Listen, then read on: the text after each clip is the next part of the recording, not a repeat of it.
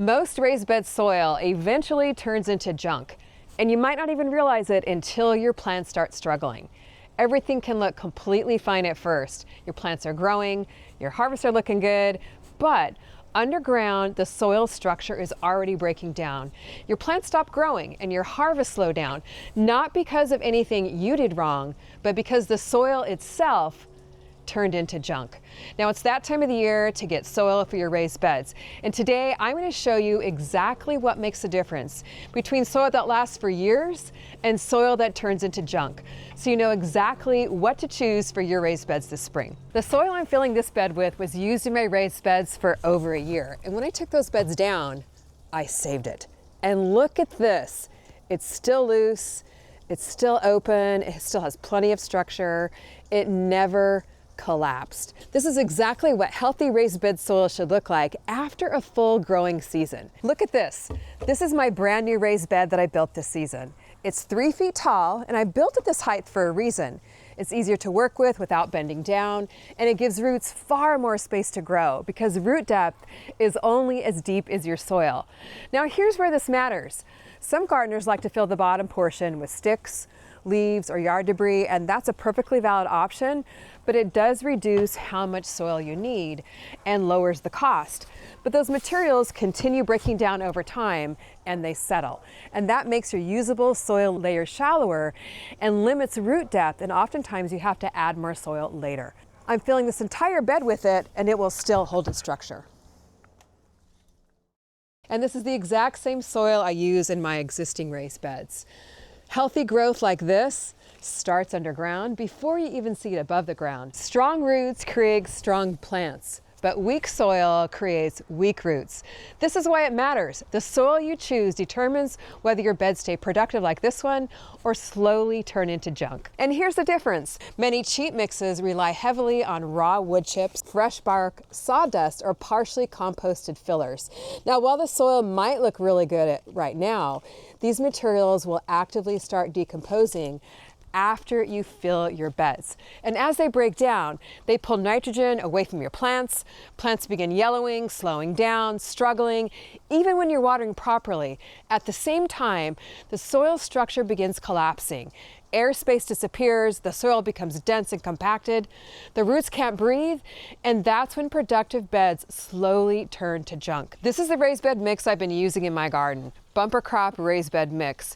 It's the same soil that has not turned to junk in my raised beds. And now it's officially released this spring. And look at this, after a full year in my beds, it's still maintaining its structure. That's the difference. Now, I was able to fill my raised bed almost half full with soil that I reused from last year. But I'm gonna need to add some new bags here in just a moment. Before I do that, this is just a little bit dry. So if your soil is moist enough, you can skip this step. But for me, I'm gonna water it down just a little bit so when I plant my veggies, they have all the moisture that they need to get off to a good strong start from the get-go. So here I'm just gonna mix it in a little bit with my pitchfork until it's nice and moist. It's a good workout too. Just keep on doing this until your soil is evenly moist. And I've been wanting to fill this bed for a long time. And the reason it holds up comes down to what it's made of. This is what healthy soil structure looks like. It's loose, it's open, it's breathable. This allows the roots to grow freely and stay healthy. But when the soil loses structure, it becomes dense, compacted, suffocating. The roots lose access to oxygen and growth slows over time because roots need oxygen to survive. Without aeration, they begin failing. And this is where bumper crop soil is different. One of the key reasons this soil maintains aeration is pumice. Pumice is a natural volcanic rock that creates permanent airspace. It does not break down, it does not collapse, it maintains aeration. And this is one of the key reasons why bumper crop soil keeps performing season after season. Here's another reason. This mix also contains aged fir bark. And this is extremely important because aged fir bark behaves very differently than raw wood filler in cheaper mixes. Aged bark has already gone through the early decomposition process. This means that it is now stable. It's no longer rapidly breaking down or destabilizing the soil. Now, it will still break down slowly over time, but that's actually beneficial because it improves the soil gradually instead of collapsing it. And this does not steal nitrogen from your plants, but it actually helps maintain aeration. It keeps the soil nice and loose and breathable, and that allows the roots to expand freely. Good soil ingredients stabilize soil. Cheap filler destabilizes it. This is what helps soil stay productive instead of turning into junk. Now here's another critical piece. Bumper crop mix also contains sphagnum peat moss and stabilized organic matter. Now, peat moss helps regulate moisture. It absorbs water and releases slowly, and this keeps moisture available to the roots instead of draining away too quickly. Raised beds naturally dry out faster, so moisture balance is critical. When moisture stays consistent, the roots stay healthy, the plants experience less stress, and growth remains steady. Junk soil dries out fast and stresses roots. And finally, this mix contains compost, worm castings, and stabilized organic nutrients. These provide steady nutrition over time, not just short-term feeding, but long-term support. Now, this mix also contains beneficial biology like mycorrhiza that help the roots absorb the nutrients efficiently. Soil doesn't just need structure and moisture, but it also needs sustained nutrition.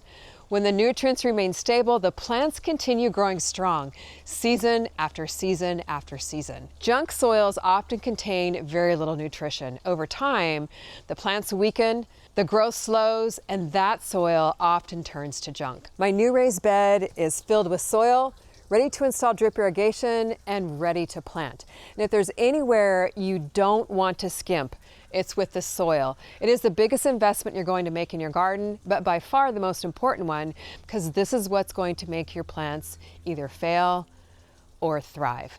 You can find bumper crop raised bed soil. It's just newly released at your Master Nursery independent garden centers. And when you purchase it at your local independent garden center, you're not only purchasing quality products, but you're also supporting the local economy at the same time. I've also put together a brand new raised bed garden seed collection, just updated with 15 new varieties that are designed specifically to grow in raised beds. And you can find these seeds over at CaliKimGardenandHome.com. Get 30% off with the code RaisedBed30. Soil is definitely the biggest investment you're going to make in your garden. It's just not worth it to waste your money on cheap raised bed bagged soil. Make the investment on good quality soil. It's going to be well worth it. Your plants will be highly productive and you'll be harvesting a lot of veggies because of it. Thanks for watching. See you next time in the garden.